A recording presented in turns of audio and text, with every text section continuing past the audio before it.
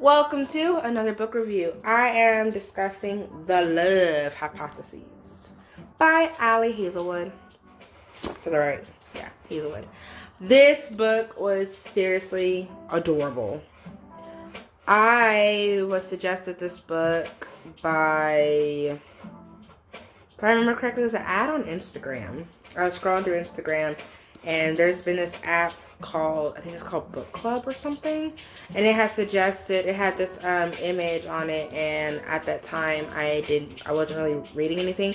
I was waiting for my book haul to come in the mail, so I was like, I actually purchased, if I remember correctly, I purchased this book at Target. Yeah, I purchased this book at Target, and I was like, you know what, why not? It wasn't that much. It was only like $20.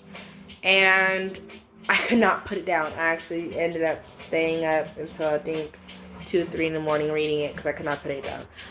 What I love about this book is the science theme.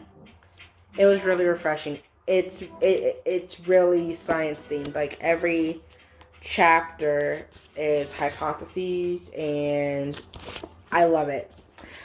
Okay, so start from the beginning. Basically, Olive is a third-year Ph.D. candidate, and she's basically the best female friend you can have, like, to be completely honest. She just not dumped, but she just broke up with this guy almost a couple months ago, and she noticed her friend likes him, which is like usually a red flag. But Olive just wasn't really into him, so she doesn't have any strong connections with him like that. So basically what happens is Olive tells her friend, hey, I have a date, don't worry, I really want you to date him. And she's like, no, that, girl code, I can't date your ex, and all that good stuff. So Olive decides to tell her friend, I have a date with this dude, so that tells you I'm completely over him. Well, of course, nothing goes as planned, and instead of going on said date, because there is no date, she decides to go work on her study. I forgot the terminology for it, but she goes to the labs to work on the study. So, because her best friend is also commingled in her discipline, while she's in the lab, her best friend shows up. So, when her best friend shows up, she freaks out because she's supposed to be on a date, right? And she bumps into this very handsome, is he like an instructor? Yeah, he's a professor. She bumps into this young, hot professor, and she just decides to kiss him. Yeah. So when she decides to kiss him, her best friend sees, and then everything goes as planned in regards to that retrospect, and she thinks she's on a date that just led to them sneaking off into the labs. So naturally, after you kiss a random guy, there's the awkward random conversation. So she ends up agreeing with this professor to pretend that they're dating, so that way her best friend will think she's moved on, so that way she'll start dating her ex, and then this lovely professor can make the school that they're at believe that he's not trying to transfer to another school, so that way they'll continue to fund his research. Win-win, right? Trust me, I had a lot of questions when this began, but they do, Allie does a wonderful job explaining everything. Considering this book is so thin, she explains everything. Is probably why the words are so little. She does a great job explaining everything. Any questions you have, she explains it. Any and all questions.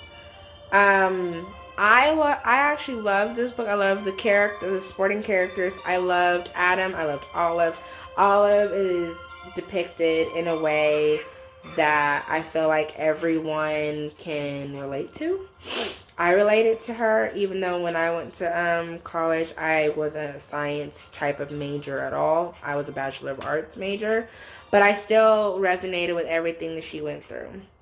Never had a relationship with a professor, but I guess that was just that whole I don't know, attraction thing Hazelwood was going for. I don't know.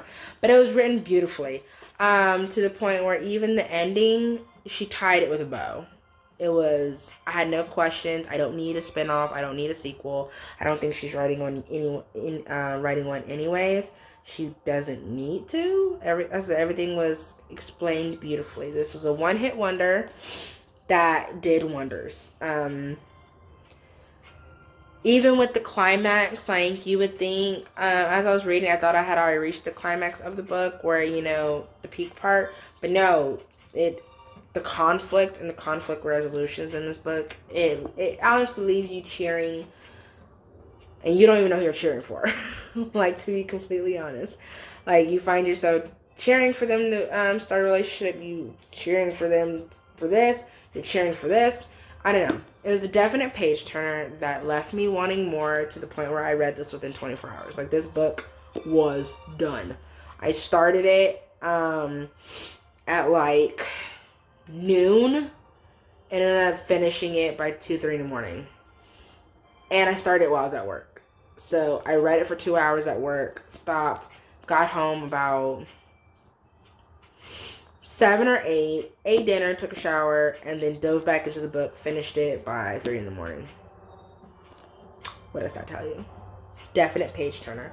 So if you're looking for a cute romance book that's, I would say light and fluffy, different because of the whole science theme. I have personally never read a book that had a theme that was intertwined so well throughout the whole story, and not just as like an overhang. So check out The Love Hypothesis, because I think her experiment was conclusive.